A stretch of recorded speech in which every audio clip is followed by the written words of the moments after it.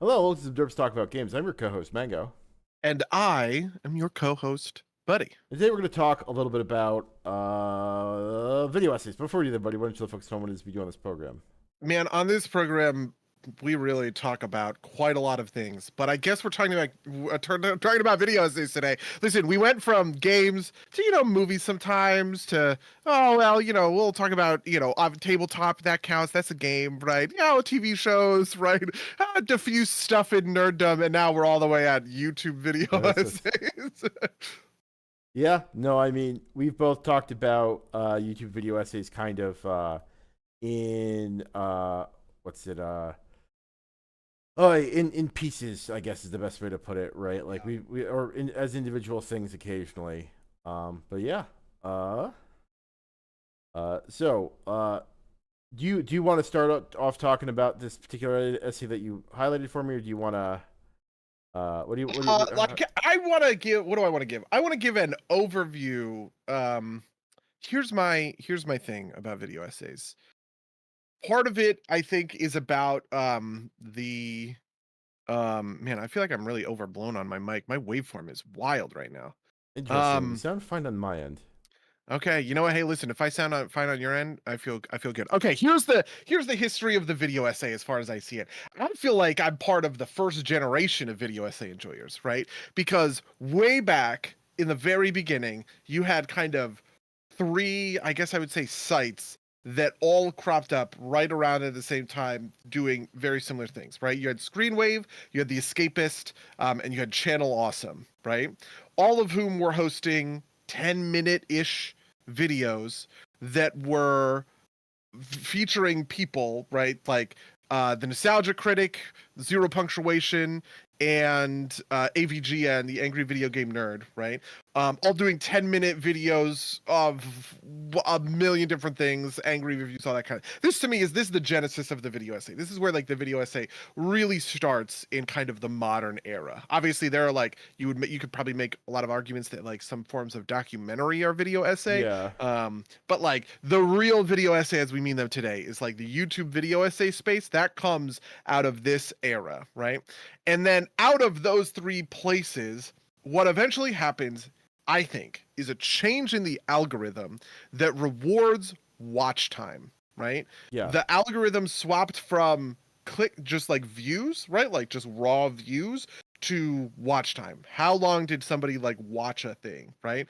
And then now we're in this arms race where video essays are getting longer and longer, and every video essay is like 3.5 hours on my grandma's buttermilk pancakes, and it starts with Claire de Lune and a quote from Ralph Waldo Emerson about the beauty of buttermilk batter or something. Do you know what I mean? Yeah. Although I think the kind of algorithm has flipped back at some point. Like I think the height of like the watch time stuff was like I want to say mid aughts, where there were a lot of like I would say political video essayists like that would literally do like 10 to 40 minute videos about topics and then reply to each other, like directly reply to each other's video essays.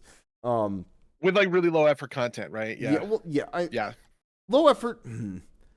I hesitate. It is low effort in that it was usually kind of like either a stream of the person's face or like the person's icon, maybe not even animated, maybe with a sound waveform over the top of it, right? Like, talking about, and yeah, I guess that doesn't quite count as a video essay, but like that kind of like feeds into this, what's it called?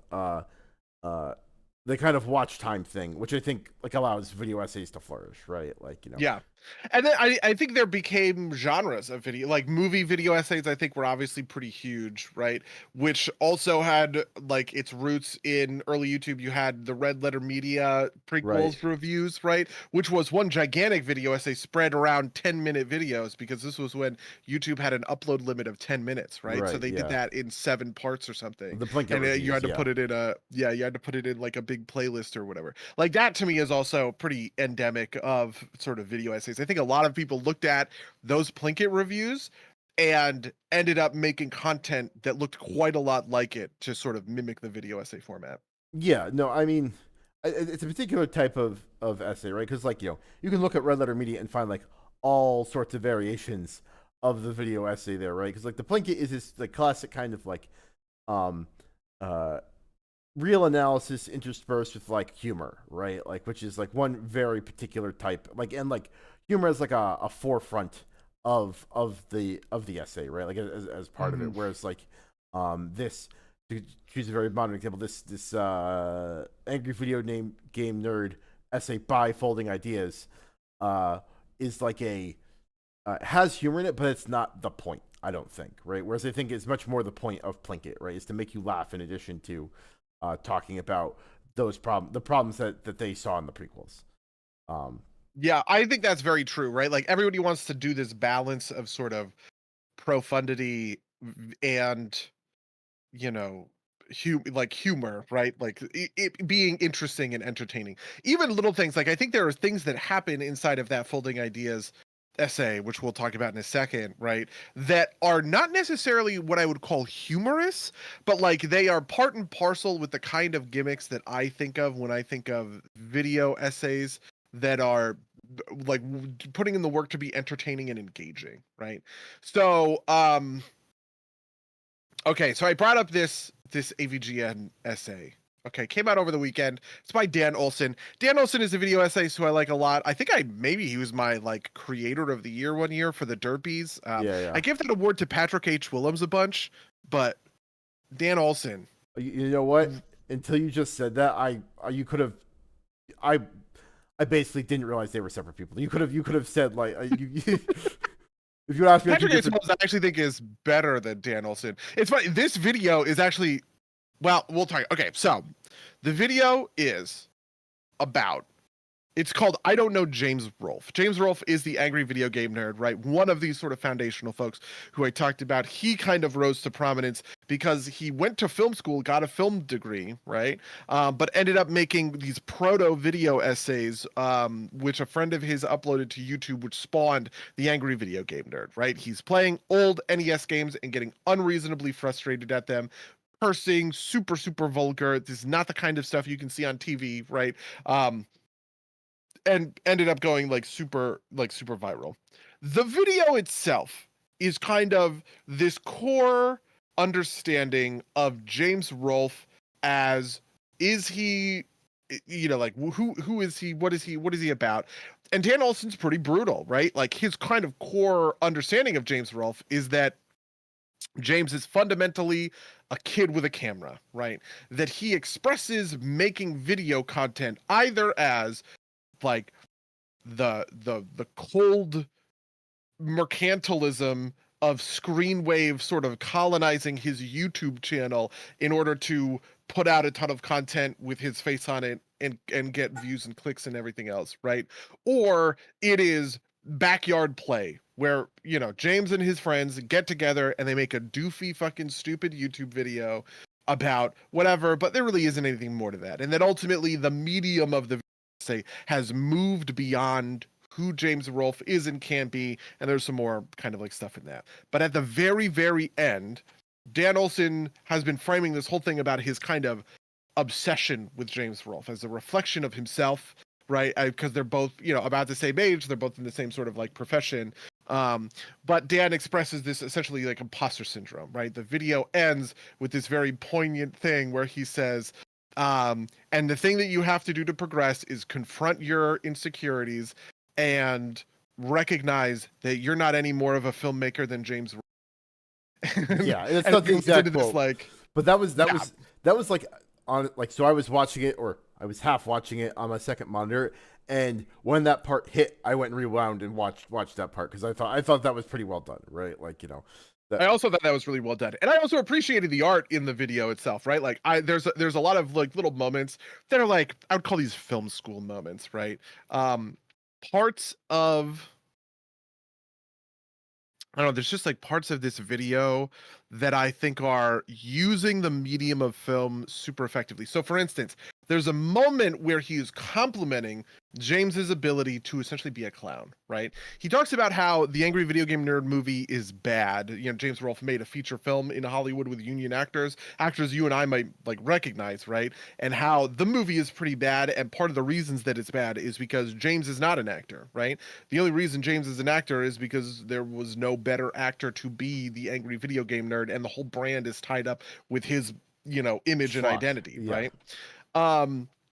But Dan says, you know, that's not to say that he's not a clown, right? Like, he is good at getting angry on camera, and he goes into sort of a rant that talks about how odd it is to be yelling at nothing, staring into a camera, mimicking sort of anger and frustration, right, when there is nobody there, right? And while he's doing so, the image of James is projected, because we've been watching clips from the Angry Video Game Nerd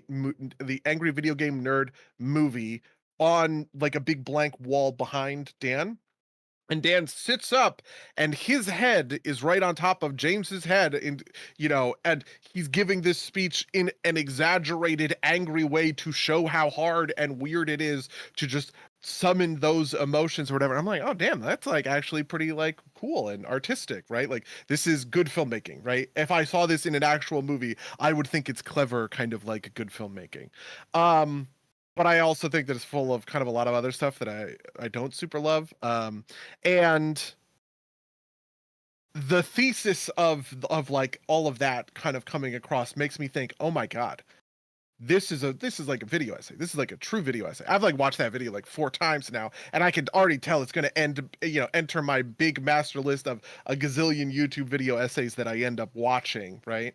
Over and over and over again, just because I kind of feel like it's well crafted. Even if I think I probably agree that Dan Olson maybe isn't the most talented video essayist filmmaker. I would say that there are quite a number of video essayists who are better than him. Even if I would say that this is his best essay, it's also kind of proof that he's like a B+ student, maybe.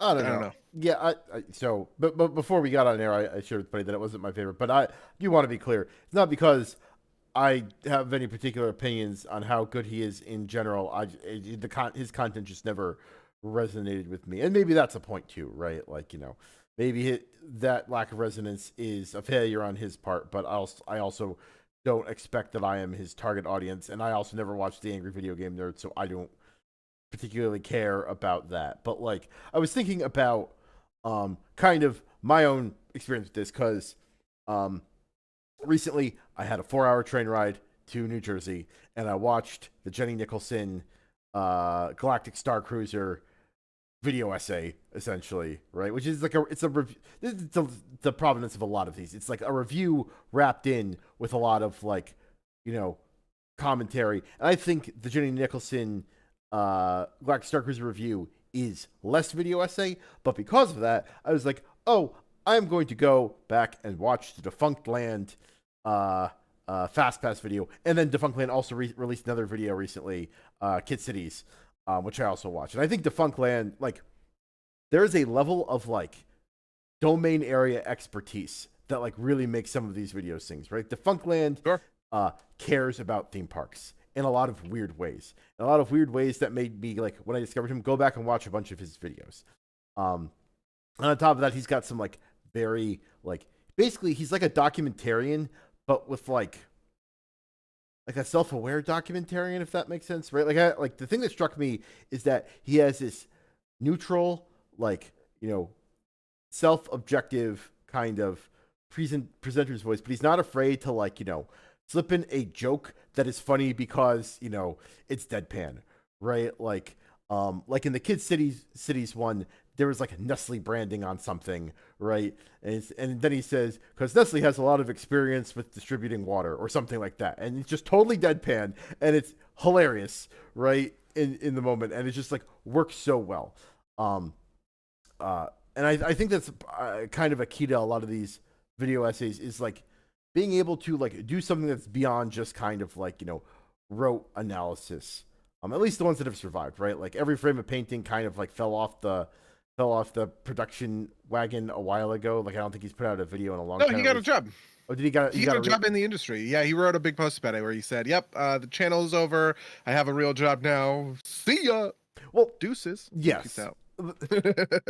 Point being that he didn't view doing these video essays as a thing he wanted to continue doing, right? Like, um, and but he was never one of the funnier ones, and I wonder how much of that is part of it, right? Like how much like being able to embody some like this is interesting because Angry Video Game Nerd, right, is kind of the archetype of somebody who doesn't seem to quite like doing it that much, right? Like at least the way Dan Olson tells it.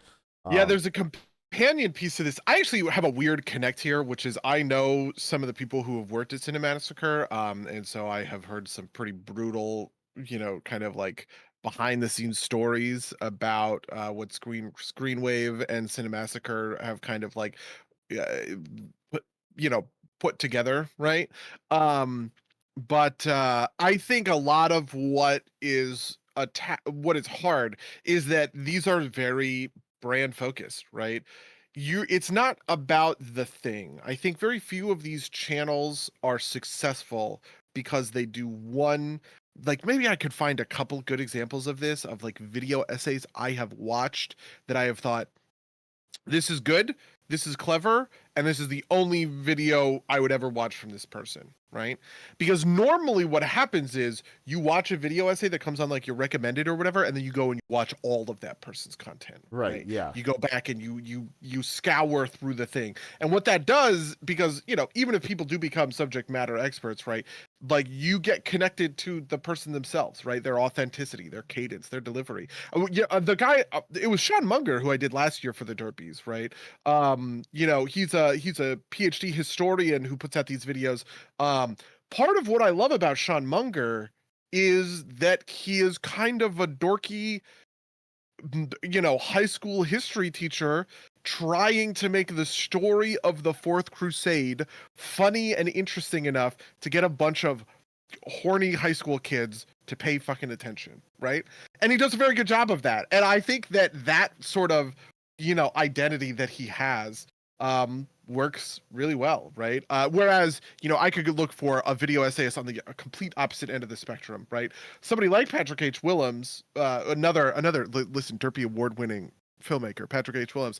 Patrick H. Willems, I think, is the best video essayist I have ever seen, because he is able to leverage film. That's actually maybe not true. We'll talk about it. But because he's able to leverage the language of film, and he gives us this vibe where he is, pretentious film school kid with a degree and cameras or whatever, making huge drawn out essentially like YouTube clickbait video essays about Marvel movies, right? And I think that like the thing that those two people have in common that unites them at the core of being video essayists is that it's about a charismatic centerpiece personality who is, explaining something to the camera. I would say it doesn't even have to be a centerpiece personality, right? Like Red Letter Media marches on because people like the crew, right? Like, even across all their iterations, right? Like there's like the blanket reviews aren't even their mainstay anymore, right? It's like best of the worst reviews, and like occasionally Mike and Jay will do a movie, a review about current movies. They will occasionally do something about an old movie, and then they'll do these like B movie schlock watch parties.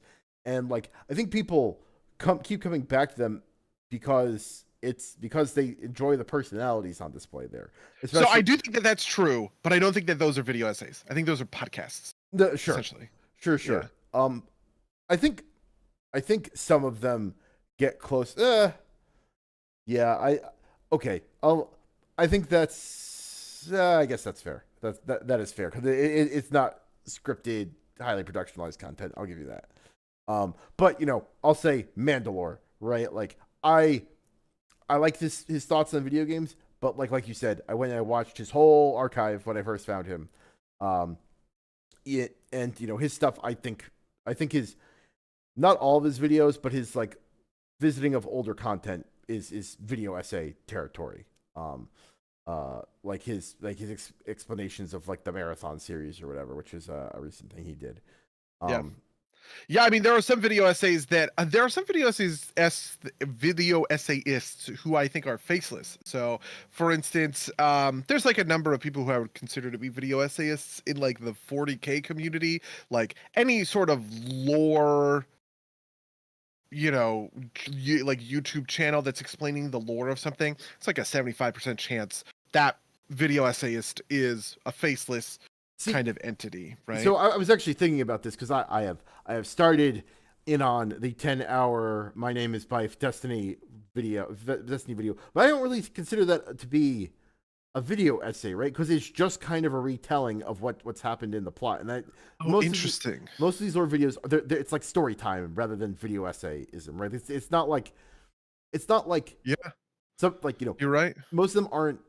Or like him and Bellier, they're not talking about the themes contained within. They're just telling you what happened in the plot, right? Like There's a thesis, right? In order to have an essay, you have to have a thesis, right? I have to be trying to convince you of something, right? Yeah. The Fourth Crusade was the biggest robbery in history, right? That is the thesis of the video essay that Sean Munger put out on the Fourth Crusade, right? It's not just that he's telling you about the Fourth Crusade, he is, right? But he is also trying to prove the thesis that fundamentally it was a robbery. It was financially motivated, and it was them illegally stealing a bunch of cash from Constantinople because they had debts to pay in Venice, essentially, right? And that's it. That is an essay, right? But there are probably history videos that I have watched quite a lot of that are not video essays because they are just essentially straight retellings, right? Well, I don't even know what I would call that. Like story time, right? Actually, yeah. Like when I think about something like I think, okay, if I were to name a top video essayist, I would probably say ContraPoints. But the thing that makes ContraPoints, right, is that she does have she does have theses in like every one of her essays, even if she is going over something that is like an explainer video on what incels are or like how they think, because part of her point is always to prove something about that. And probably her weakest videos are the ones that are the least theses related, right? Like the least containing of a real or interesting thesis. Yeah, no, and that is interesting because that also gets to, I think, some of the weakness of some of them, which is like they are highly dependent on essentially you agreeing with the thesis or not knowing enough to dispute the thesis, right? Like I know that there was at least one ContraPoints video where I thought her point was incorrect based on my personal knowledge of the situation. And that kind of like that can kind of be like a thing that's like, oh, how much do I trust any of the rest of this, right? Like or just kind of like a straight values dissonance, right? Like one of my favorite video essayists, Action Button Reviews, Tim Rogers, who, has been MIA for a couple of years now. But wait, really? When was Boku no Natsuyasumi? I thought that was like year, 22. Right? Jesus, maybe it was. That was a great video. He's gonna do LA Noir next. We're gonna play LA Noir, right? We're gonna back. Bro, and play Boku no Natsuyasumi. Yeah. Wow. I'm sorry, not that. I mean, LA Noir is next. Yeah, so Boku no Natsuyasumi was a year ago. Premiered September 25th, 2022. You're right. Yeah. Jesus. Yeah. And there was like, I think it was also like a year between that one and the previous. Yeah, between Cyberpunk. Oh, God, I started playing it. Yeah, Cyberpunk was October 26, 2021. So, I still give him money, though, mostly because I believe in the promise. You know what? I respect that. I do not give him money because the second time I watched his video, we talked about this on the cast. I kind of found some of his conclusions to be a little bit like rote and less interesting. But yeah, that is actually a pretty. You know what's funny is that the way that you described it is a way I probably would disagree. Lou in the chat says, I'd say those moments where you disagree with the video essayist, where you challenge the conclusion of an essay are the most important. It's boring if you go in already agreeing. I actually don't know that I think that that's. So I'm also pointing to something slightly different, just to defend myself for a second. Like, there's a difference between disagreeing with the conclusion and thinking that they've got one of their premises wrong. right? Right. So I think to your point, Lou, right? Um, the action button review disagreement, right? That's conclusion disagreement, right? There's a lot of nostalgia, like, essentially there's like a lot of nostalgia, good old things are better stuff that I don't agree with his conclusion on action button reviews. Whereas the ContraPoints thing, um, it was on like the origin of a word that I just like flat out disagree with her history of what happened there, right? Oh, okay. Yeah. Which is like a different challenge point. But anyway, you were going to Yeah. So the point I was going to make is that there are things where it's rare that I find. I'm sorry. Let me back up. There are certain arguments that get made in the video essay space that I would consider to be load bearing, right? And in a moment where I disagree with like a load bearing argument, yeah, you can kind of collapse my greater understanding of like the total essay itself. Um, you know, because just like this point of argumentation I consider to be like stupid and wrong. So for instance, Patrick H. Williams did the shut up about plot holes thing. We did a whole episode on that, right? That was his video essay. It's maybe the most like virally successful of them.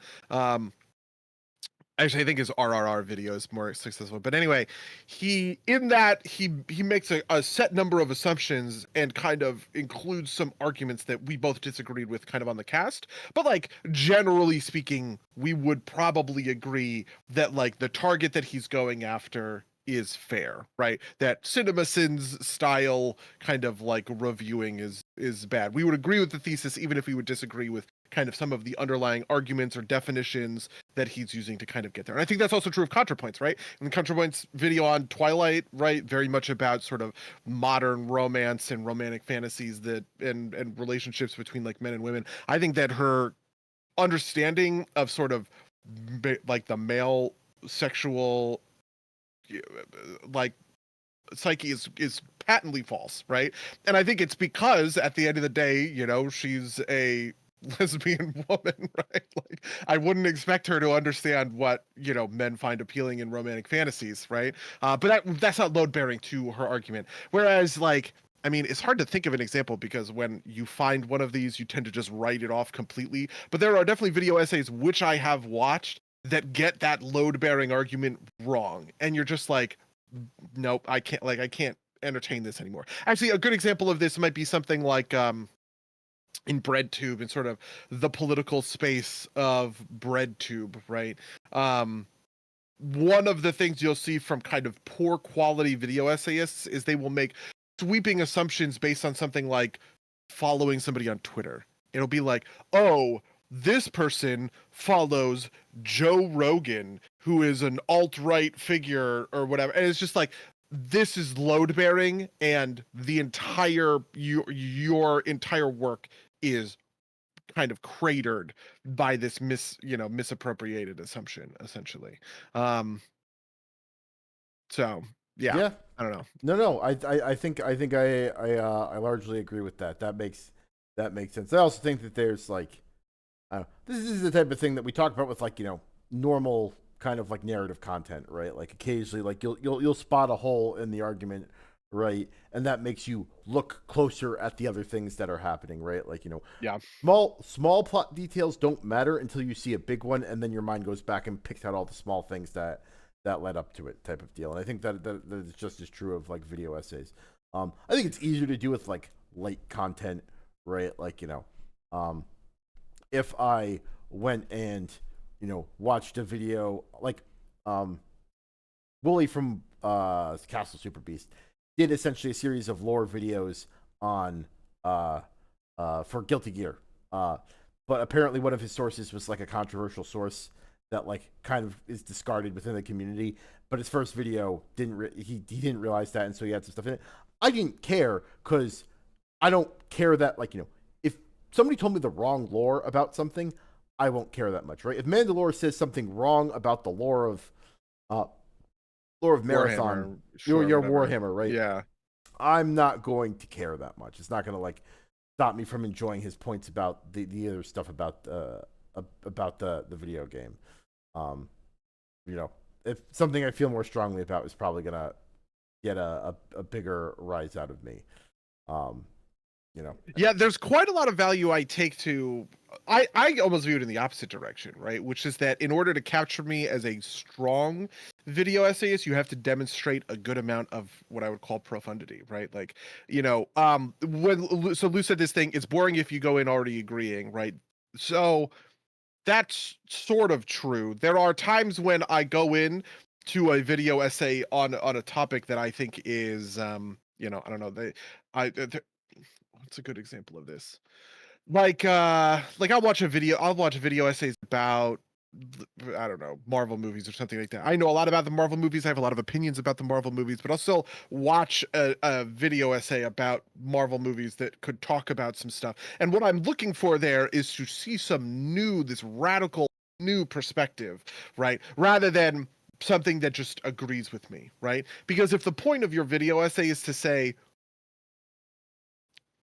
I don't know. The Avengers is good, right? It's like, sure, this is like level 0, right? Give me something more. You have to Sure. show me something new or complex, right? But when I watch a video essay that's about Avengers Age of Ultron and somebody talks about how Captain America is playing a cowboy in this movie, right? And that's reflected in the filmmaking because there's a shot where he can't walk into Hawkeye's house, and that's a reference to the shot from The Searchers, which is a cowboy movie from John Ford about how the cowboy cannot return home, right? Like he is endemic to the west, to the wilderness, to the frontier, right?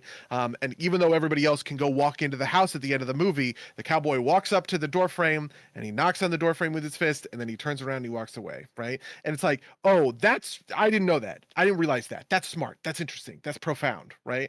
And that's the stuff that will like capture me when it comes to like a video essayist, honestly. And there are video essayists who I think are as very talented who flub this kind of thing all the time, right? So for instance, in Dan Olson's video on Man of Steel, this would be a great example of this. Dan Olson's video of Man of Steel is basically like the poster child for all of the bad arguments that I would make. And I have railed on this podcast about interpretations of Man of Steel, right? Claiming that the video is somehow in support of a fascist Superman when the kind of definitional reality is that Zod is Nazi coded and Superman is American coded. So this is like it just doesn't follow the logic, right? And there's a ton of bad assumptions that go into sort of how lines are read or what they mean or all these other sorts of things, right? And I would disagree with him, on like the nature of that video. But when he comes to me with a profound video on the AVGN, this is the kind of thing that earns my allegiance, right? I'm willing to discard people's bad shit all the time. I'm willing to let stuff like that go as long as you're capable of showing me something that is, I don't know, profound. It's the word I always use, I guess, or No, insightful, right? yeah, that's fair. Yeah, I know. There's I think a hair split there where like again, just to go back to my own hangups with certain people is like if something I view as facts wrong, then I have to immediately question all their other premises for everything else they've shown me that I didn't know about and was taking on faith. But that's different than like disagreeing with the conclusion brought out of like bad analysis, right? Like that's like disagreeing on an analytical level. But Yeah, I mean, and I can even disagree on like a factual level. Like sometimes, I don't know, it's complicated. There's a different thing when you're describing a fact, but you didn't double check this. But like somebody is describing a I don't know. Well, I'm trying to think of what a really good example of this would be. Maybe like H Bomber Guy's like plagiarism video. Do you know what I'm talking about? You watched that video, I right? have not watched the video because I do not care enough about any of it to actually watch it. Right? This is Okay, like I'm not gonna God. spend 2 hours watching a video about by an essayist that I already don't particularly like to like about another essayist that I have no idea who he is and I'm sure I wouldn't like either. So since most of it was about the one guy who faked his suicide. Yeah, yeah, James Somerton Yeah. is that guy's name. Yeah, because there's this thing of like these video essayists have certain beliefs that I would disagree with, right? So for instance, Dan Olson obviously thinks Zack Snyder's a hack. He made a video essay that there is no Snyder cut, and actually the Snyder cut comes out, right? All this other sort of stuff, right? Those I think of as kind of different to like he made a video on like the flat earth or something, right? And his core thing about the sort of flat earth is just kind of going into a deep dive into this like weird niche community and who what they think and why they think the things that they think, right? And I can trust a certain level of that because that's the thing that he does the research on and can kind of Sure. prove over the course of the video, right? Whereas the inconsequential stuff, I guess I would kind of like leave by the wayside. Right. No. This, at least to me, none of the stuff you described about Dan Nelson is like bad facts. It's bad it's like analysis you disagree with, right? Like, Oh, interesting. Yeah, I was thinking about like the Snyder. Well, yeah, I guess that's not really a fact. He didn't know at the yeah, nobody yeah, knew. yeah. It was Uh, speculation in the first place, but like, if somebody tells me that, like, Maybe knowing better is a good example. This would be the example, right? These are you told me about. Remember which knowing better? which part, He what did a video on Ayn Rand that was just like that was also sort of analysis. Yeah, I don't particularly remember the Ayn Rand video from Knowing Better. I did enjoy his video on Citizens United, actually, because I thought that was like, a close examination of the facts, uh, and like came to what is essentially, in my view, the correct conclusion. Um, but Oh yeah, when he agrees with you, you like him, huh, Mango? Yeah, no, confirms your worldview, you like him. uh, no, fair enough, I guess. But I'm trying to think of an example of where when a fact a YouTuber has gotten a fact wrong, because I know this has happened. A YouTuber has gotten some esoteric fact wrong, but I just sort of don't care, and it also doesn't really cast doubt on the wider sure, program right, like, because yeah, yeah, no, that's like, there's, I don't know. It's also not super frequent, right? I think most of these people, most yeah. of the people that have uh that do this do their homework, right? And like, um a lot of the fact stuff that I have seen that is wrong is like stuff that's like esoterica in the first place, right? Yeah, oh, Like, I can think of an example. In one of Lindsay Ellis's videos, her essay on Titanic, one of my canonically favorite movies, right? She names one of the characters or one of the actors. She gets one of the actors wrong. She says that the actor's name is something, but it's actually some other guy or whatever, right? Like that's just a raw factual error, right? But I actually think that her overall thesis in that essay, which is that part of the reason Titanic hit so well is because Gen X was so irony poisoned that actually just having a big budget movie that is a sincere wall-to-wall melodrama, right, that is well acted, well filmed, all the rest, well written, right, actually it hits like gangbusters because it is, you know water in the desert of the zeitgeist, right? If Titanic comes out during the 60s, nobody would care because it's already a pretty sort of saccharine era, right, of filmmaking, right? But because it was the late 90s and the late 90s was so, I don't know, insincere and cynical, right? A big sincere Hollywood melodrama in the style, maybe the 50s would be better, in the style of like the 50s or 60s, kind of like big Hollywood temple picture. That works really well. That's her thesis. That thesis is correct, right. even if the actor was Yeah, not Bill Pullman, but yeah. the other guy. I think part of I guess the part there is that fact isn't really material to the point, right? Like, if your basis for your argument is a fact that is incorrect, then this is the type of thing that bothers me. And again, Yeah. I don't think it happens all that often, right? Like, I think most people like are thoughtful and do their homework and try and make sure. I also think that this happens a lot more in political content, just because people are prone to basically choose the most favorable version of things that agrees with their side. And I don't think anybody's spared from this, right? But there are times when, like, um essentially factual things get messed up, and can ping in the wrong places. But I also, like I said, I don't think it's a huge deal. I have not had that many video SCS that I've fallen off of, just stuff or that I've abandoned for factual reasons. Most of them I've just kind of like failed to hold interest in their content that much. That is, yeah, I think that is actually the realest thing. The thing about Dan Olson's AVGN video that I thought was so good was two pieces. One, the way that he identified the AVGN not as an indie filmmaker, but as a backyard filmmaker is what he calls that, right? Where it's filmmaking as play. He and his friends got together and made home movies, and those home movies are out on like the internet. And the success of the early AVGN was how much he invited, it felt like, people to sort of vicariously, parasocially, right, kind of connect to that process, right? Which I thought that to me was like the profundity. I was like, oh wow, this actually like makes sense. I never thought about it that way, but it makes total sense for why people connected with him then, but aren't connecting to him now that Screenwave is doing all this stuff, and everything kind of feels insincere and inauthentic compared to what it was back then, sort of thing.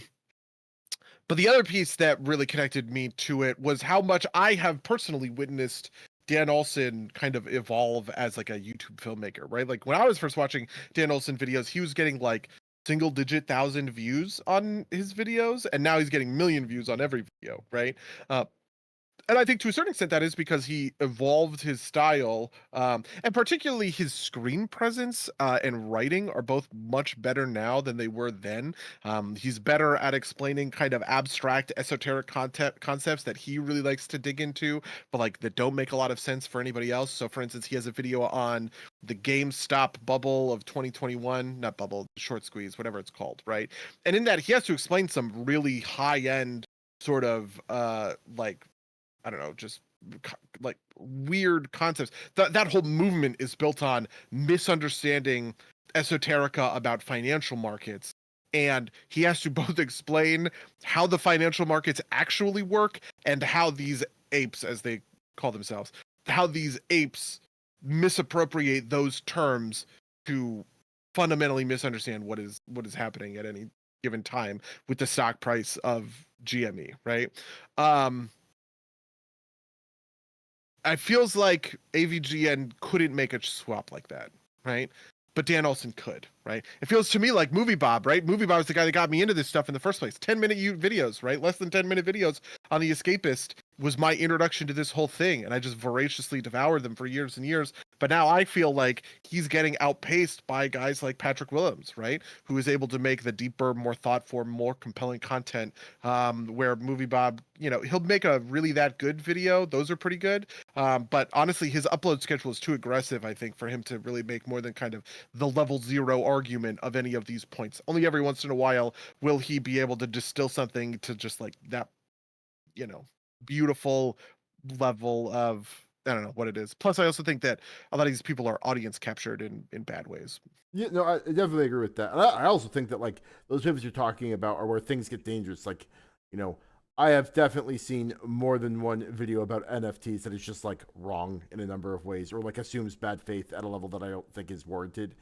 Yeah, like people that my thing about NFTs, people get on the power consumption of it. Yeah, right. Like I do think there are a lot of really, you can make, I don't know, a million different claims about the artwork behind NFT projects, or I don't the amateurish promise to make video games that are just like ridiculous. This is the thing I always find ridiculous, is they always promise to make video games, never ever make them, like a video game on a $20,000 stretch goal for your stupid NFT project or whatever. But then people will go after and say, well, it also uses a lot of electricity, and it's like, who cares, right? Yeah, like that's also like argument. not really a lot of the times, right? Yeah.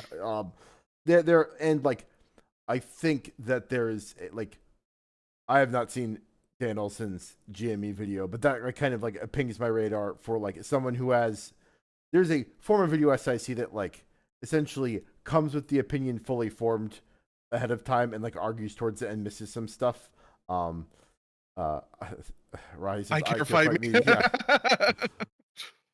But like, I saw a lot of like bad argumentation about GME around when that happened as well, and that's the type of thing that, I like, do, yeah, and I think this is real, and honestly, it does bother me. So here's kind of my issue with this: people don't form people don't form opinions from what we would call in like a philosophical sense, like first principles, right? Right. You know, so much of how people view the world comes through identities that they assign to themselves, right? Not just in terms of, you know, like you know, we would think of identities like man, woman, right? But things like fan, right? I am a Star Wars fan. That's an identity that I have, Sure. right? When a Star Wars fan, you know, when I go see a movie and I come out of that movie and I go, it's for fans. What I'm saying is that film is dog shit, okay? Unless you are bought in to this whole project, right?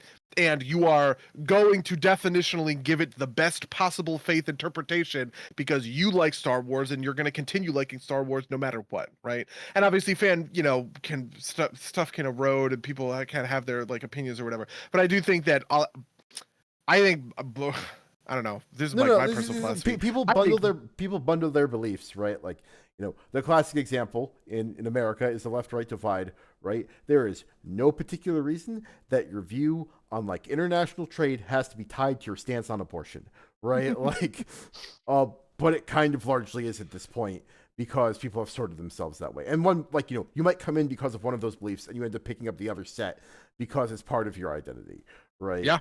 Um, Yeah, I mean, all of that is true. And it's funny because people will describe this is actually maybe the frustrating thing about a lot of video essays. I think a lot of video essayists are really, like I said, profound, right? Video essayists who I think of as, you know, Dan Olson.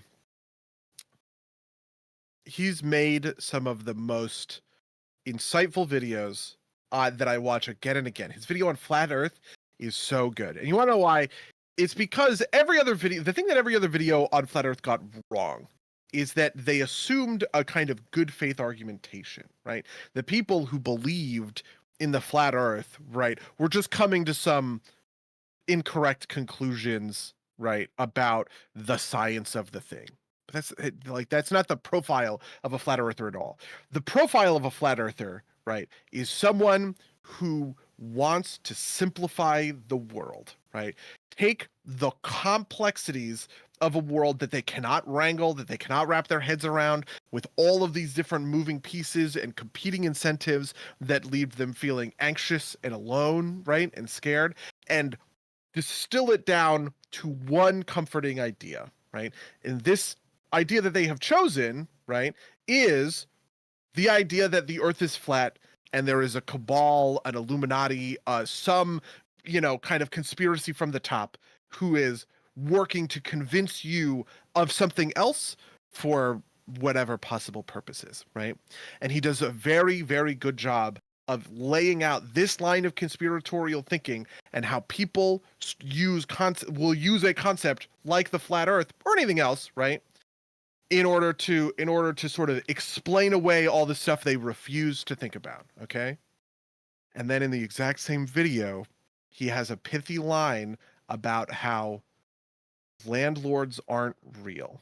Rent isn't real, right? And it's because at the end of the day, Dan Olson he's super far left, right? Probably some form of kind of like socialist or whatever. And he would do the exact same thing that flat earthers are doing with the flat earth, but just substitute the word capitalism, right? Because this is the thing that he has oriented his idea around, right? Yeah. Which is a pretty frustrating position to be in. But like, I don't know, my black pill is that I think I behave this way, right? No, that's probably fair. You know, most people, it is much easier to get someone to confirm their priors than it is to like, you know, disprove them, even in the face of like, you know, pretty strong evidence to the contrary, right? Like, yeah, Lou says in the chat, it's because the Earth really is flat, and you're one of the Illuminati. You know what? This is true. Okay, I'm a 30-something-year-old video game developer, right? You know, but I'm actually a lizard. Okay, I'm actually one of the sky people. Like, yeah, you're just missing, you know, there's another group of people that everybody blames everything on. But yeah, you know, but that is interesting because it is kind of, you know, I mean, this more subject matter, right? Like, you know, why people believe in conspiracies and whatnot. But you know, I think this is why people adopt identity. You know, one of the things I learned about this about identities, ironically from a fucking video essay, is it was a video essay, it was political, right? And it was kind of talking about the way that because psych studies have been done on this, right?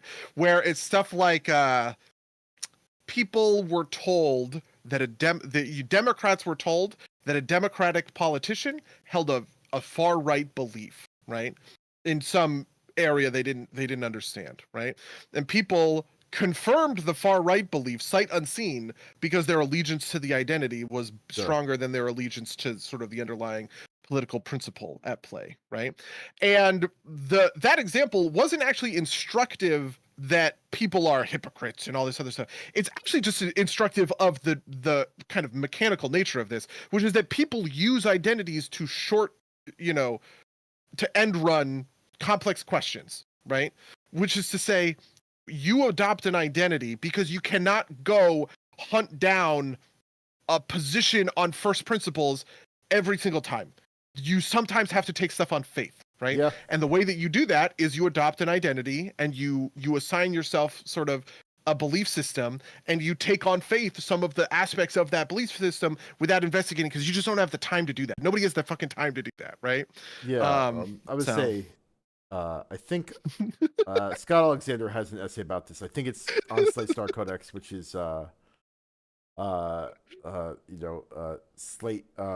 It's called Epistemic Learned Helplessness, and Scott Alexander goes through how when he was younger that he read a book about essentially like a crypto archaeologist being like Atlantis is totally real, and he believed it, and then he went and read it like a real archaeologist and is like, no, it's not. It's like, oh, I am not equipped to kind of evaluate any of these claims. I have to trust like the consensus, because otherwise, I am not going to go look at like seawall shapes and make a determination as to whether that's naturally or human carved, right? Like, I'm not capable of doing that physically and or I actually know exactly what you're talking about, because I watched I famously don't like Joe Rogan, but he had a debate on his podcast recently between Graham Hancock, who is a you should actually watch this. I think you would quite enjoy it.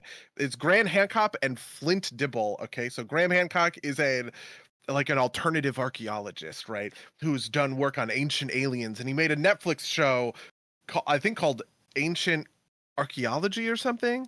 And Flint Dibble is an actual archaeologist, right? Who basically shows up to the Joe Rogan podcast to go, no, Atlantis is not fucking real, you moron. Right, which is actually really satisfying. I'm sorry, you telling me Flint Dibble is the name of a real life man? I'm sorry to tell you that in fact, Flint Dibble, is the son of an archaeologist. So an archaeologist named his son Flint, and in the debate, Flint cannot stop bringing up that his dad is an archaeologist, and he constantly talks about his dad was an archaeologist of Ice Age hunter-gatherers, right? And did work on all of these like dig sites or whatever. And I'm not joking, he showed up in an Indiana Jones hat. Okay, but I need everybody who's watching the podcast to see me for a second, because if you've ever watched the Joe Rogan podcast, I had never before. They wear headphones. They wear these headphones. How do you wear headphones when you have on your Indiana Jones archaeologist hat? Well, the answer is you pull the headphone back, okay? And then you kind of scrunch up your shoulders the whole time so that it doesn't fall off your head. And so the whole time he doesn't move his neck so that he can keep his headphones on. It is and the best part, he is making deep, substantive arguments about the field of archaeology that none of us have ever heard about, why Atlantis is not fucking real, you moron, right? Like, it's crazy that he's the person who's right? Like, this is, this is like, talked about this before, but like, you should never, meaning like you or me or like the average person at home, should never debate a conspiracy theorist, because they know so much more about the thing and why it's wrong than you know about the thing. The common example here is like, it's Holocaust denial. And like, when they tell you something about like the number of people processed, you don't know the facts to debate that, so you shouldn't debate them. You should go get somebody like who knows what they're talking about and Uh, uh, what was this? What is this in the chat? How is Buddy supposed to talk to his mom? Then is your mom a conspiracy theorist? I don't even know if I want to talk. All right, you know what? That's a really good joke. I just Okay. there's actually been two really beautiful jokes that I sort of missed. Okay, so I want to talk about them. Way back, Rachel in the chat said, "Have they done any psych studies on men who watch too many video essays, or have the scientists not contacted you yet, buddy?" You know what? Real, fair enough. You got me. And then the second joke is, "Oh my god, but how is Buddy supposed to talk to his mom then? Is that too? My mom has very, very conspiratorial thinking along a certain you know she's sort of like the left side of conspiracy theories, where it's like big pharma, big tech, this kind of stuff, right? GMOs, like that kind of, like, this is her level of like conspiracy theories. Yes. Can I call myself an alternative archaeologist too? Listen, you can call yourself whatever you want. Okay, honestly, the funny thing about Graham Hancock, this whole like debate or whatever, Crunchy mom is, yeah, I'm familiar with the crunchy mom archetype, like granola mom. Yeah, that is a real thing. I think Graham Hancock would make a great video essayist. His argumentation reminded me quite a lot of like sort of a video essayist, in the sense of framing certain things in certain. Actually, to be fair, they both would make really good video essayists, because one of the things that I think Flint did in that video, it wasn't a video essay, obviously podcast, but it shares some stuff in common. Flint made some truly straightforward points that it was just like, oh my god, I cannot believe I never thought about this way, right? So something that that Graham Hancock did was he talked about this sort of reef off the coast of Japan, where the slate, the rock is formed at these right angles that looks like steps. And Graham is like, is this the remnants of an ancient prehistoric civilization, a globe spanning historic civilization? This is his Atlantis theory, right? That there was a globe spanning civilization before the Ice Age wiped it out, right? That it connected the whole globe or whatever, but mainstream archaeologists won't let us investigate, right?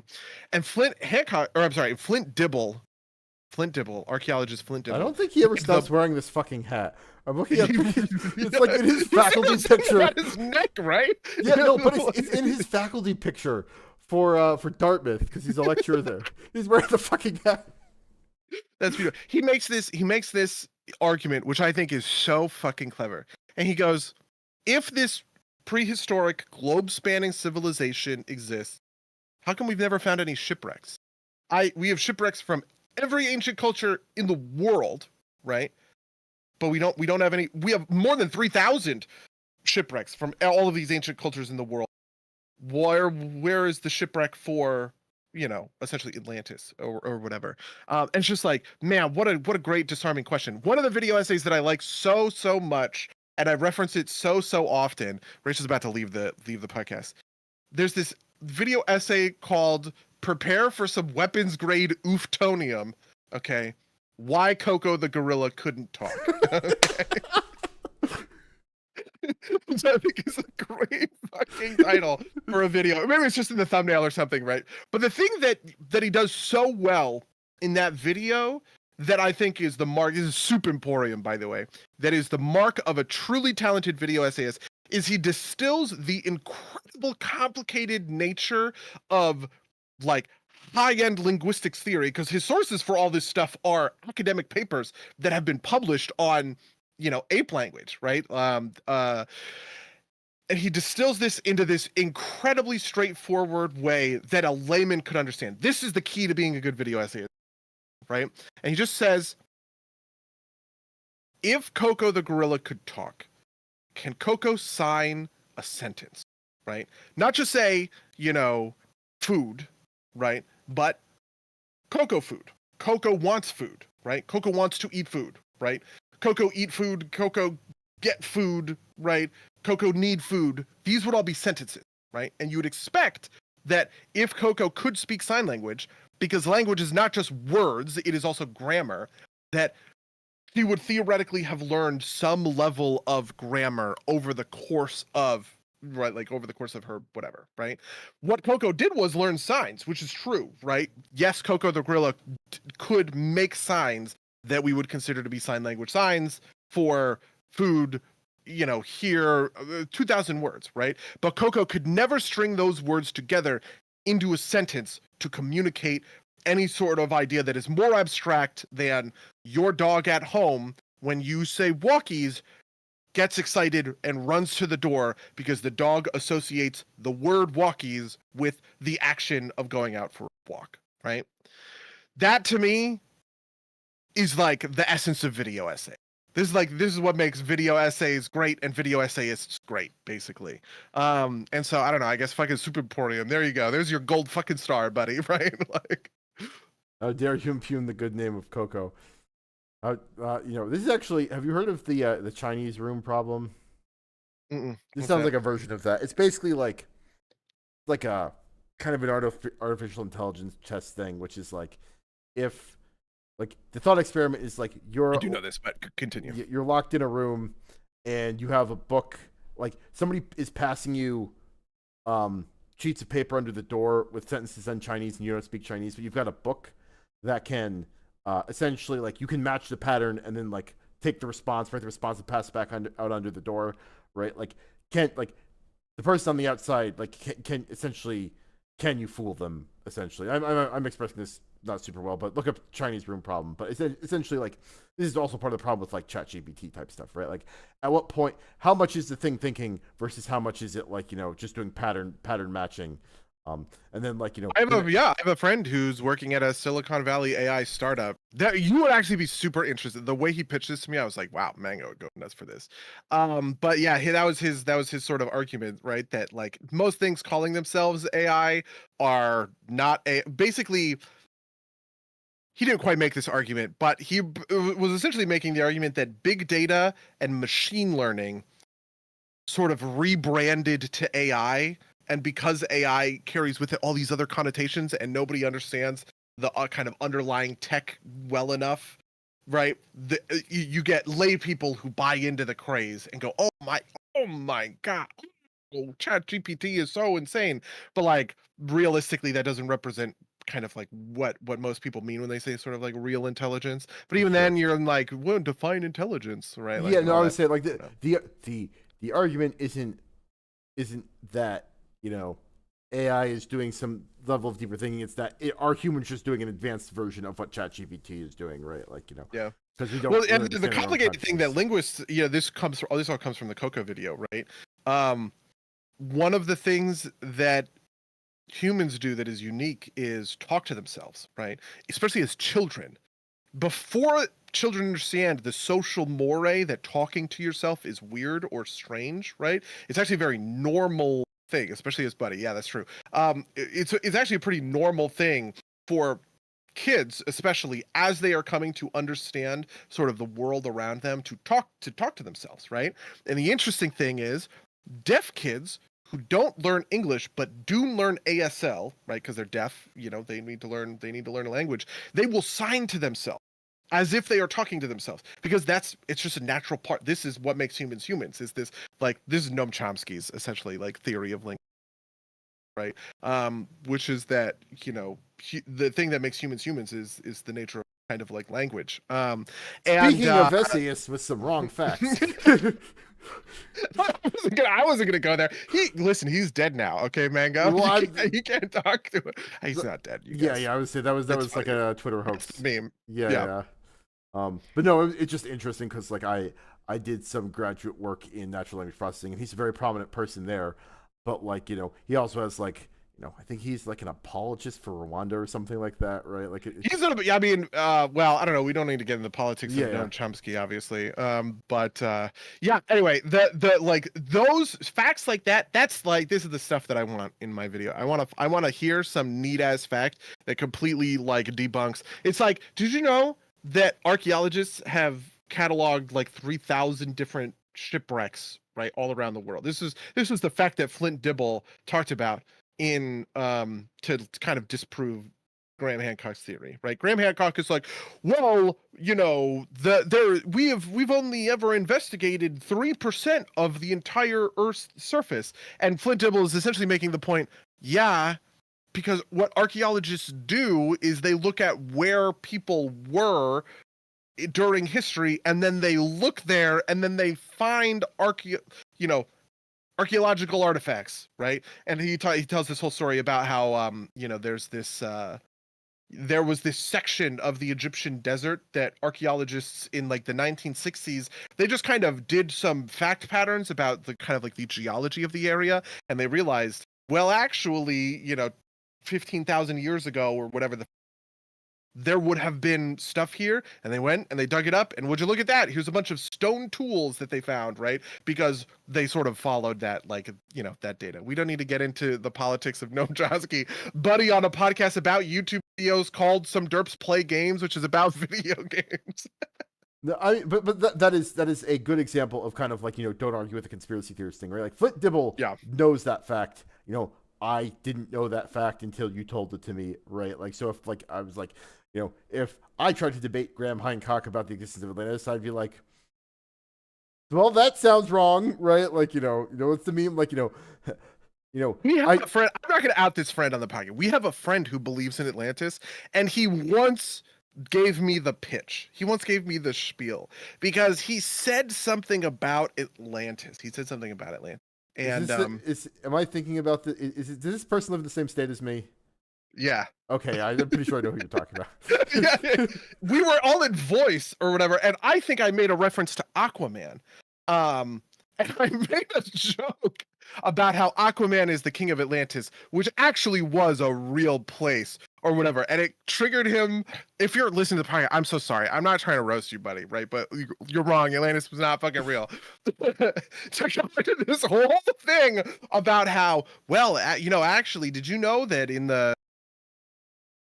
Peru there are these things, and it points to human civilization 8,000 years before the people would have crossed the Bering Strait, and it's just like all of this, and I was just like, I don't know what to say, and we ended up just be like, yeah, right? Because like in that situation, you don't know why that might be wrong, or like what the reasonable explanation is. I do want to say for the record, by the way, I think people can understand this stuff. If I've learned anything by my love of video essays, it's that you can go deep on a subject and learn enough about it to realize that a lot of the people who are talking about it on like a surface level are fucking dipshits, right? Yeah. That Graham Hancock example, about like the 3,000 shipwrecks. If Atlantis was real, why haven't we found a shipwreck, right? We have cataloged so many of them, right? But we've never found a shipwreck from this globe-spanning empire that predates the Ice Age. It just doesn't make sense. It doesn't make any sense at all, right? There are answers like that to basically everything I've ever gone on a crazy, stupid, obsessive deep dive over. Almost all of the time when I do a deep dive, I come to the conclusion, oh my God, this thing actually does make sense for a very simple, stupid reason that nobody had ever told me. Glad I looked it up because I'm right, right? Yeah. No, there's a lot of that stuff around a lot of different things. Yeah, that's true. Yeah, Atlantis isn't real. Lemuria, on the other hand, I don't even know what fucking Lemuria is. Dude, my favorite is like, it's been making the rounds on X, formerly known as Twitter. It's like the advanced flat Earth theory, which is like there's the ice wall, and beyond the ice wall is like Atlantis and like the Black Continent. It's like somebody's fantasy map that like somebody was just like advanced flat eartherness. Indian Oak and Sunken Civ. Oh, cool. Listen, yeah. I'm a big fan of sunken civilization. Okay, in fantasy where it's not real. Yeah, I mean, Carl, the best thing I have ever heard, honestly, probably the most important thing I have ever heard when it comes to like any of this conspiracy theory stuff was Carl Sagan, right? He said extraordinary claims require extraordinary evidence, right? Sure. Damn. Yeah, that's true. True, buddy. Yeah. True. Yep. Anyway, we're past normal time. What have you been doing this week? Fucking Elden Ring. This is the new story, I guess, in my life that I've been playing Elden Ring. I've been playing all the other stuff that I've been playing, but I finally went back to Elden. It's funny. Have you gotten to the what's DLC honestly yet? no, not even close. Okay. You know what I did was I went back. The place I had left off in Elden Ring was a boss fight where two sort of mini boss kind of tier enemies, these like walking cabinet guys, you have to fight both of them at the same time Yeah. in a small room or whatever. This is because I got sucked into one of them and teleported across the map, right? And the funny thing, talking about conspiracy theories, the funny thing was I had forgotten that detail. So I was in voice hanging out with, and I was talking about how I thought I finished the academy and I fought a wolf boss, but then I left for some reason. I don't remember. And they were like, "Oh, well, did you fight the main boss there, the moon boss?" And I was like, "No, I didn't. I don't know." But I don't know. I just sort of gave up on it. I couldn't figure out where to go next. And they were like, "There's another boss there. You didn't do that boss." And I was like, "Why would I not have done the boss? Obviously, I would have done the boss." And I actually in real time made up a conspiracy theory about my history with Elden Ring, where I said, "No, I remember fighting the wolf boss and thinking, okay, that was the final boss of the academy, and I got to a position and I left, and I went questing to go do something else," which was a lie. I didn't do that. I got sucked into the cabinet and teleported across the thing. But I had just like mistaken that memory for something else, and my brain connected the memory neurons for sort of like no, like no reason. But anyway, so I picked that up. I killed that boss pretty quickly. I went and I leveled up a bunch. I'm now using the Darth Maul twin blade, Eleonora's pole blade or something is the thing I'm using right now, which is pretty sweet. I'm trying to go get a new katana because I just looked up. I was like, cool katanas in Elden Ring. And there's one that I have kind of the stats to wield, but it's in a section of the map I haven't unlocked yet. So I'm trying to get to that section of the map. And right now there's a boss in my way that's really fucking hard. So I guess I have to grab Which boss? that boss. It's the Draconic Tree Knight. Oh, interesting. In where? What area of the map is it? Top right. There's like a castle, and I haven't figured out how to get in the castle. So there's who's the first boss you fight? Is it Godric or something? Yeah. The boss of the first castle is Godric, I think. But like, I think it's what's the name of the guy who's at the threshold of there? Because he shows up again outside of the castle in the upper right. Yes, that guy. Yeah, so that guy showed up, but he didn't show up as a boss. He just showed up as a regular ass enemy. And then I went past him, but I couldn't get into the castle. But I started going around, and up at the top of the castle, there's a Draconic Tree Knight that's guarding a door. And my theory is that that door will get me to the other side of the castle, so I can go up into this back section that I haven't gotten to yet. Oh, Margit the Fellowman or Margit's the first boss, and he comes back like in front of the castle. He's not a normal enemy because I'm pretty sure if you kill him, he doesn't come back. Like it's not like he respawns, but yeah, it's kind of like a surprise. Yeah, he does get a health bar at the bottom of the screen. Yeah. But then, so I've been grinding. I've been going back and because there's just like a lot of stuff that I feel like I missed because when I played, I ground out that first boss for forever, the first knight that you find. I just wanted to kill that knight so bad, and it took me a gazillion years, and I did it. And then I started going, and I did a lot of academy. Oh no! And then what I did next was I got a new katana, the Nagaki, kind of the next like mid-range katana that I could get. And then I did the academy, and then I got teleported across the map, and then I got kind of locked in that section because you can't teleport out of a dungeon like that. But the only way to get out of the dungeon was to beat the boss, and the boss was hard, and I was salty, so I just fucking died a lot, and I gave up on. So anyway, now I'm going back, and I'm clearing out I've cleared out like 10 bosses in that area around the academy, just because I never actually explored very much of it at all. But I killed the main boss in the academy, and now I sort of don't do, but I have to grind more if I'm going to beat that tree boss. Or that tree knight, I guess, the sentinel. Yeah, no, I mean, it's a lot of practice, a lot of getting it down. You might be able to... Is the door locked behind him? Because sometimes you can run past.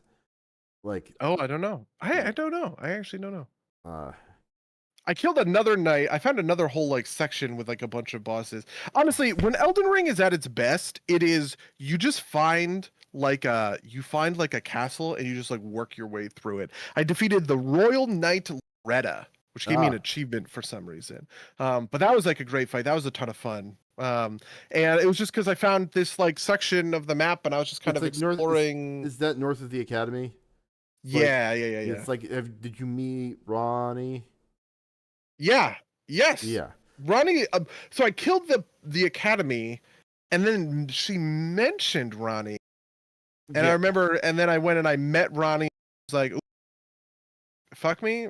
She didn't say that. She said something else, right? She's Yeah. I like, mean, do you you want know, to pledge eventually. yourself to my service or something like that? Really? Yeah. Eventually?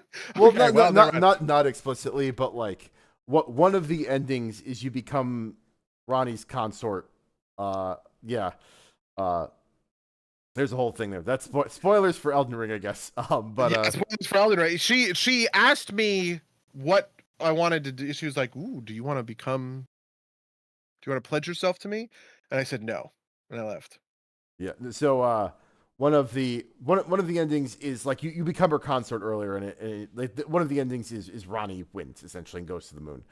Um, Yeah, so her mom is the moon woman that I killed, right? yeah, the head of the academy. So like the kind of 5 minute version is that the I forget the name of the nobles, but the Mango here punching himself to Ronald's ass.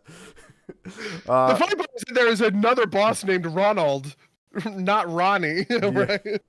Yeah, and Ronnie is spelled Rahni, not Ronnie, right? Like, Yeah. um, but Great name though, Ronnie. Like in Elden Ring with all these fucking like, crazy gothic names or whatever. Ronnie. yeah. It was funny that you go to Ronald because my grandmother was named Veronica, but she went by Ronnie, so that's like the name that's associated with it for me. Or she goes by Ronnie. She's still alive, thankfully. What was I gonna say? Oh, so like the noble, like that north area is like the magical nobles, and like they are initially like associated with the academy, but there's some schism that comes between them, and that's why the northern area is separate from the academy area, and why they're two different forces. Because yeah, Man, do I need to get into Elden Ring? Maybe I'll get better into Elden Ring more if I cared about the lore. Elden Ring lore is wacky, like all Souls games. I don't like it. I think it's bad. This is my hot take. I think if your lore is this like inscrutable, right? Like, yes, I'm sure it's fun for like your lore YouTubers, but I just water and oil for me. I don't care about any of this. I only care about fighting cool bosses with good game design, right? Because I can't care, right? Don't you want to know about why Radon loves his horse so much that he like mastered gravity magic? Have you fought Radon? I know about Radon. He's the horse boss. You fight him on your horse, right? Well, maybe like he's the one where you can summon like 10,000 people. He's like there's like a festival. It's off on like in the Scarlet Rot. No, Radon is not short for Ronald. But he basically his lore is like, or part of his lore is that he loved his horse so much, and he's like a giant thing, and his horse is like a normal sized horse. He loved his horse so much that he mastered gravity magic so that he could ride the horse without killing it because he loves his horse. Well, okay. He's also What boss I've been killing is I've been killing the Erd tree avatars at the minor Erd trees. Is that bad? No, you'll just. It's only bad in that you will get sick of them because there's a lot of them. Oh, I've only killed 2 so far. Yeah, I killed one last night. It was really impressive though. Rachel was watching and I one-shot him, okay? Because I'm such a fucking badass. I just like absolutely kicked the shit out of this stupid fucking loser. It's funny because I've been all around the map. I have like cleared stuff that I clearly was not supposed to, but then I've also not done a lot of stuff that I'm like kind of over leveled for at this point. Right? Like the moon goddess boss was actually easy as fuck. I almost one-shotted her in her like normal like phase or whatever, her first phase when she like came out of the thing, just because like I'm wielding plus a +5 pull blade and I just like I don't know, I just like beat her ass basically, right? And but then also there's stuff like this tree knight. In front of the tree knight are these 3 big sentinels. 2 of them have huge bows. They didn't respawn. And then there's one with like a massive It took me like I don't know, Rachel. It was literally like a 10-minute fight. That's like it's not even a boss. He's just a normal guy, but I killed him anyway because I just wanted to, and I eventually understood his attack patterns. And even though every time he hit me, I had to drink basically, right? I have 8 flasks at this point, so it's not that bad for me to like drink a lot. And so like I just sat there and I just wailed on this dude for the longest time, even though it took forever. It just took forever. Lou says, didn't GRRM do Elden Ring story stuff? Yes, although it is debated how much he did. Okay. That was part of the pitch, I do remember, yeah. Speaking of large games with inscrutable lore, I've been playing the new Destiny expansion, and so I will say, like, transition. Good job. The surface level lore is pretty scrutable, right? Because it's just kind of like very like basic stories, the bad guy wants to kill everything. Stop him from doing that. And then you can go down the rabbit hole of like, wish dragons and like paracausality. But I've done the first couple of missions of the campaigns because I don't have a ton of time. But like, Buddy, how is this not like your favorite game ever, right? Destiny, just because like it's a PvE shooter and it's got real good shooting and it's got abilities and it's got like crazy lore. That feels like it'd be catnip for you. Honestly, that's fair enough. Maybe I need to go give it another try. You might actually. So this expansion, the big new feature is you unlock prismatic maybe. It's basically the subclass lets you mix and match all of the abilities from all the subclasses, and there are 5 of them now. The 3 elements plus strand plus stasis, which is ice. Yeah, and you have to unlock the individual aspects to mix and match them. But it's like the last arc of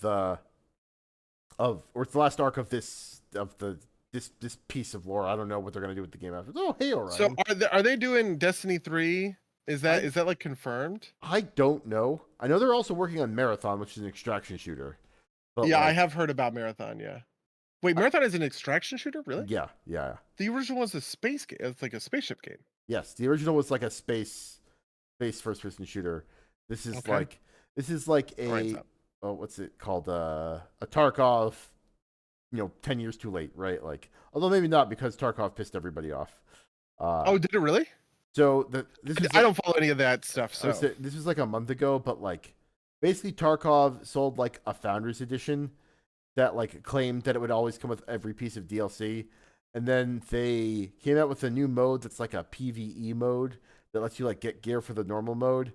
But they were only selling access to it through a Black Edition, which is like more expensive than the Founders Edition, and it wasn't being included with the Founders Edition. People got mad about it, and then they walked it back and they like gave like a trial of it with the Founders Edition, and everybody's still mad about it or something. I don't know.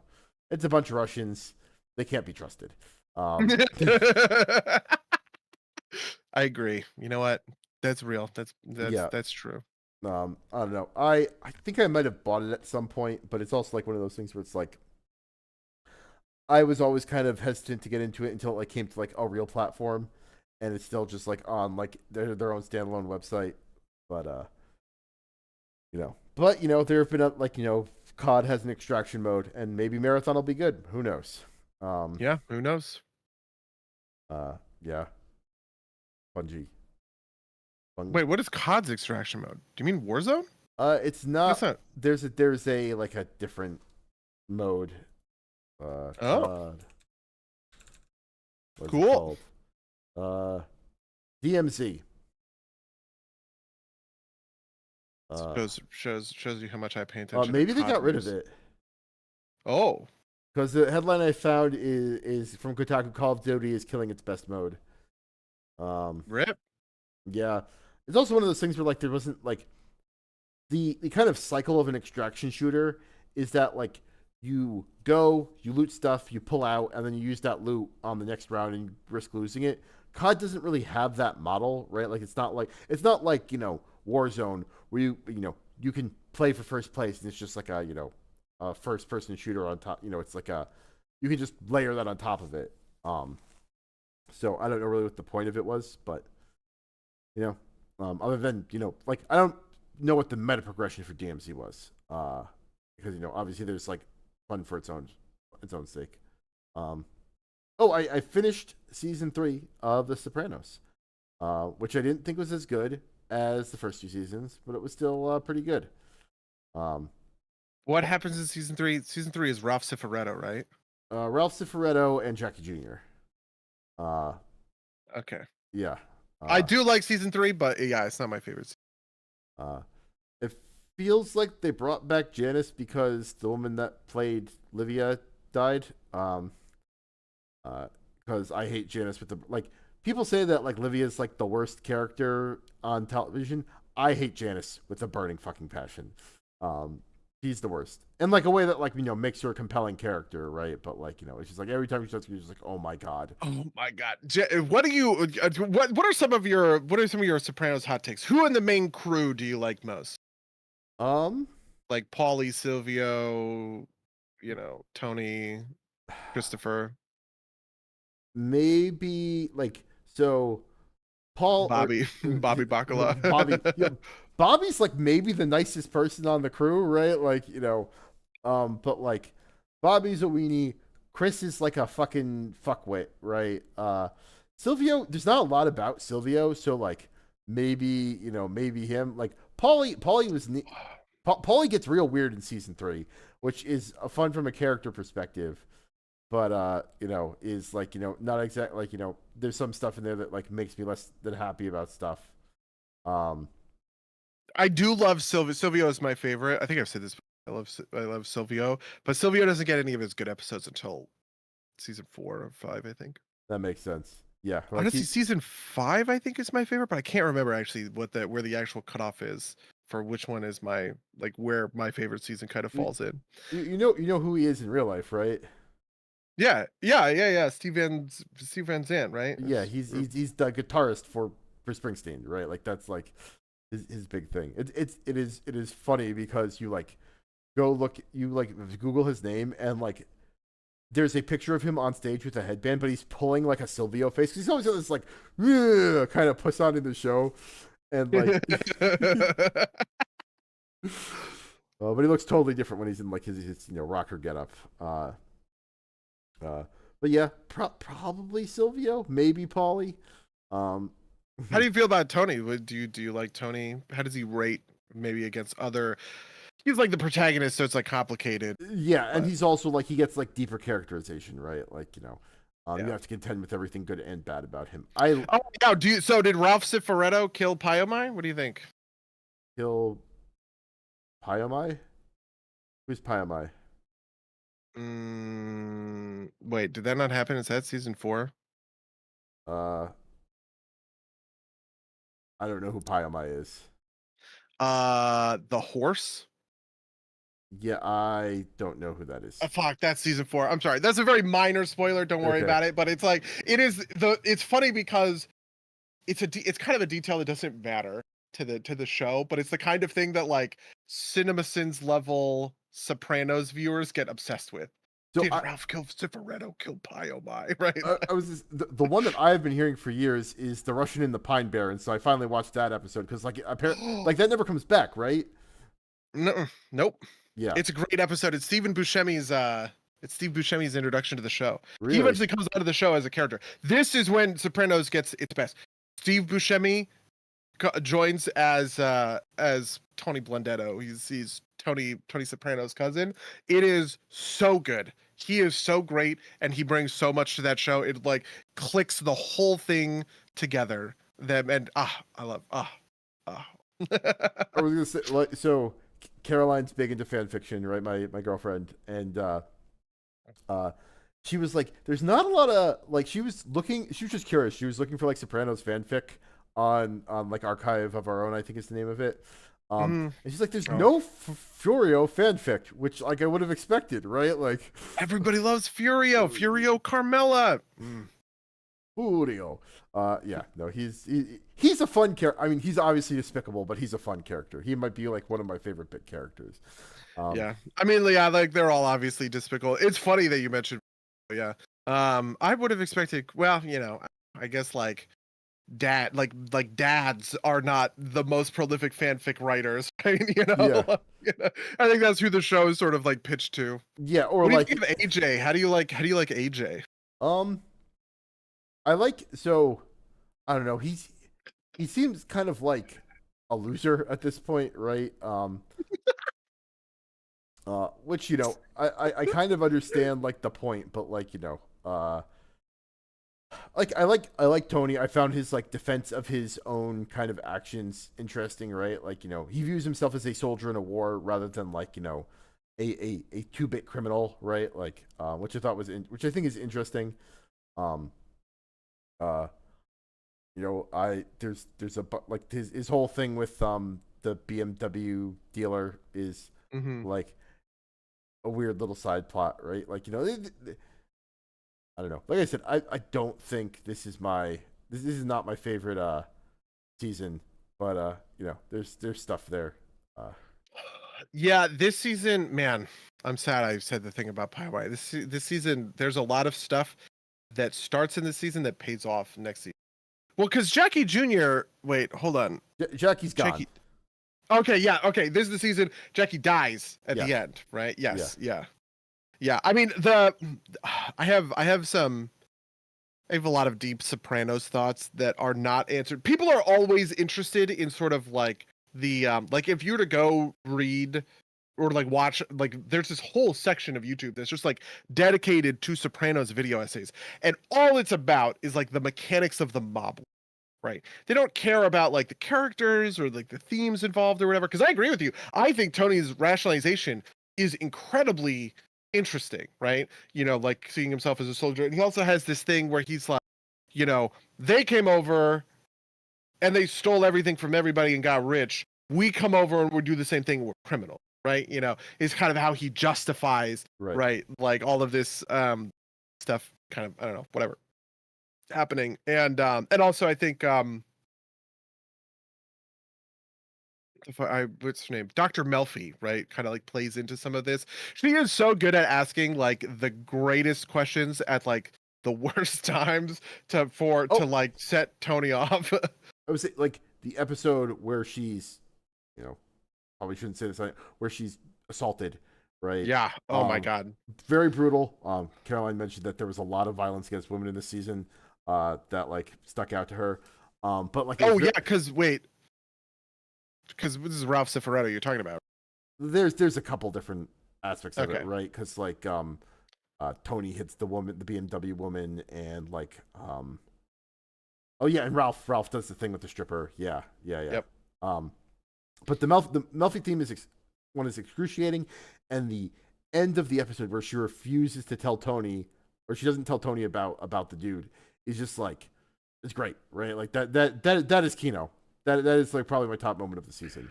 The funny thing is, David Chates really regrets that. He actually really thinks it's pretty bad. Yeah, I read his. He did what they're called Sopranos sessions, where he sat down with Alan Sepinwall, maybe. One of the like some of the guys behind RogerEbert.com, right? Like Roger Ebert kind of turned his whatever persona into a brand, and he had a couple of writers, and then when he passed, those writers kind of like went on to stuff. Um, David Chase talks about how that was sort of they couldn't figure out a good reason for Dr. Melfi to keep seeing Tony, right? Like like given all sort of facts on Yeah, the ground, it felt like it was true to her character that she ought to break things off with Tony because he is so brutal and evil and everything. And this was the solution to that. And you like, I regret so much about that. I feel like it was really ham-fisted and all this other sort of stuff. Though I would probably agree that like the moment itself, right, yeah, is I don't know, pretty yeah, pretty good, pretty yeah. brutal. I agree. Yeah. I thought the bit with the lamp. I was like waiting to see how they would like I was expecting it to just be like a one episode gag where like the end of the episode Tony like accidentally like knocks it off and like breaks the microphone or something. The fact that it took a couple episodes for it, uh, changed thing. But I thought that was it's there are good moments, but like I said, it's not my favorite.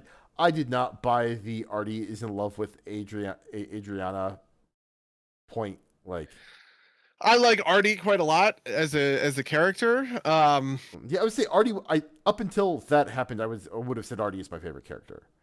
Yeah. Yeah, Is this the episode with the rabbit with Artie with the and rabbit. Yeah, it's maybe down the line. There's a So great Artie moment later on that I actually think is pure Kino. That's a very minor thing, but it's like excellent television. This is actually think that's something that I don't think modern television of is this thing, but it's maybe season 4, it's maybe season 5. It's very minor. It's not a big spoiler. okay, because there's Livia's funeral where like Artie's about to blow his gasket and be like, I got a story about Livia, and then like Carmela's like, she was a bitch and everybody hated her. Actually, that's my favorite character. My favorite character of The Sopranos is Hugh, Carmela's father, because he is so fucking henpecked the entire time, right? Like he'll be like, actually, and his wife will be like, no, it's just like so. That's funny. Yeah, I don't know. I mean, I did say Silvio. I don't know. There's not as many. I don't know. Silvio has like fun stuff. There's like good moments for a lot of different characters, but they all come and go. And I'm kind of just including a lot of like characters that don't that like come back for like a season, right? Not that I love the Jackie Jr. or whatever, but it doesn't really rate a season, right? Yeah, Compared to somebody like Silvio, part of the crew for multiple seasons, Pussy, part of the crew for 2 seasons, right? Like any of those guys, right? You could consider to be I don't know. I do like Gloria though. I think the probably the best stuff in that season is the Gloria stuff because I think it gets to the heart of who Tony is as like a character. This, by the way, I don't want to say remember it because maybe that's too pointed, but fuck it, remember it. When you watch the Sopranos movie, The Many Saints of Newark, Gloria is the key to understanding The Many Saints of Newark. Is what I would say. interesting. Is what is because he asks Junior if they ever worked with Trillia or whatever her last name is, right? Um, Wait, I'm sorry. so in the her last name, he asks Junior if Grandpa ever worked with somebody who the last name he owned a lumber yard, and Junior says the line, "My father was a master stonemason. Stonemason never cut fucking wood," which I picked up on because I'm playing a mason in one of my D&D games, and it's a great bit. So I sent the clip to my D&D group. That's pretty funny. That's good. That's good content. Yeah, Yeah. yeah. I mean, not about like this isn't plot related. It's a character thing. It's about Okay. Tony's character, right? Gloria, I don't know, explains a thing I guess about Tony's character that like it just wraps everything up. Oh, it's so good. There's a moment in season 5. The best moment in The Sopranos is in season 5. I think this, if I'm remembering this right. And God, oh, it's so good. Good show, honestly. Yeah. And then wait, Johnny Sack is also in this season, right? You get Yes. to Yeah. hang out with Yeah. Johnny Sack a lot. This is Yeah, what do you think of Johnny Sack? this is his intro. I mean, I think it's very. He's like, I don't want to stick my beacon, which means he's going to stick his beacon, right? Like, he's obviously setting him up as like a conflict point for something later. Um, Oh yeah, because they go in on the Esplanade together, right? yeah, and like, he's also like, obviously he's like a representative of New York, and he's on the New Jersey side, and that's like Sopranos territory, right? So, um, and like people are getting more and more dissatisfied with Tony, which is like this is like an inverse kind of inverse Walter White, right? Like Mm-hmm. it seems like Walter White is constantly fucking things up because he can't like keep it in his metaphorical pants, right? Like Yeah, because his ego is so out of control. The only yeah, reason he's doing it is ego, right? yeah. Whereas Tony always seems like at least seems to me that Tony's always like making the prudent decisions, right? And everybody's just mad because like he's not like letting them do their thing that is risky, right? Like, um, Yeah. Yeah, I mean Paulie, right? Yeah, Paulie's like the king of that shit. let's see, Everybody loves Paulie because he's like fun and energetic, but Paulie causes so much stupid bullshit drama all the time for no fucking reason. yeah, I mean, well, he's the animating force behind the Russian and the Pine Barrens, right? Like, but I'm talking more about like um, with the garbage truck, right? He's like, don't sell crack on the garbage truck routes, right? Like, it's gonna bring unwanted attention. Everybody gets mad at him because he like won't let them do their thing to generate extra income. And the perception of him is he is like, he's not taking any of these hits himself, which uh, I don't know. It seems to me like he's making the right decisions, but we'll see. Yeah. I mean, yeah, that's the duality of Tony Soprano, right? Yeah. Is that he is like really pragmatic and then he'll, you know, I don't know, kill his best friend. Yeah. You know, smack his mistress, right? Like just any of the fucked up things that he does. Sopranos. Good Yeah. stuff. Yeah, Yeah. I have been watching House of the Dragon. Is what I have been going back and watching because the new season is out and I don't know. I just feel like I should basically. Um, honestly, I don't have anything to be important to say about it. It's good. It's good. It's Game of Thrones, but like good. Okay. I know. I have no interest in watching it, but I'll take your word for it. I have to be discriminating about my media. I can only watch important shows like the Clone Wars. Yeah, true. That is the thing. Every time that every time there is something happens in the Clone Wars and the nameless clone trooper dies, I go, "Oh no, feet!" or "Oh no, sixes!" Right? Just because to continue the meme. Um, but I've been it is a silly show, but like it's still interesting. It's good. It's good for a kid show, is the way I'll put it. But about to dive into what I think is when it's supposed to get really good. So about to dive into season 4 of that. I think season 3. I don't remember. Man, imagine having to go through 3 seasons of a television show for it to get good. Yeah, right. Yeah. Not like Okay. Seinfeld's like that. Yeah, true. Okay, Orion's gonna kill me if I don't give him kibble. So I hope you guys are listening on the mic as he rubs his whole face against it. But we can, I don't know. I guess we should get out of here. All right. If you want to email us about any things that happen on this podcast, email us at derpsgames@gmail.com or podcast@derpsgames.com. You can rate review us on twitch.tv/ or you can view us on twitch.tv/derpsplaygames or youtube.com/derpsplaygames where these go out live. Rate and review us on iTunes. All the links are in the description. This is episode 399. We will not have an episode next week because I am out of the state. Sorry, but I'm telling you this now. But the week after will be our 400th episode, and I would be very happy if all of you sent in a lot of questions for us to answer during our 400th episode.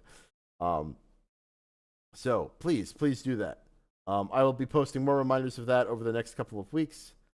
Do not think I have any. Yeah, as of now, we don't really have any questions, but we will be bothering people for questions. But with that, anything else you want to talk about, buddy? The only thing I want to promote is this Friday I'm doing an Ever After Falls stream. That's going to be a lot of fun because we're picking up the relay, okay, from our friends who have been playing the Ever After Falls game, and I'm so afraid that they have fucked it up. So I don't know. Come to the Akupara game stream on Friday. Orion, don't bite me. Ow. That's it. All right. With that, I'll say until next time, dear listeners. Until next time, loyal listeners.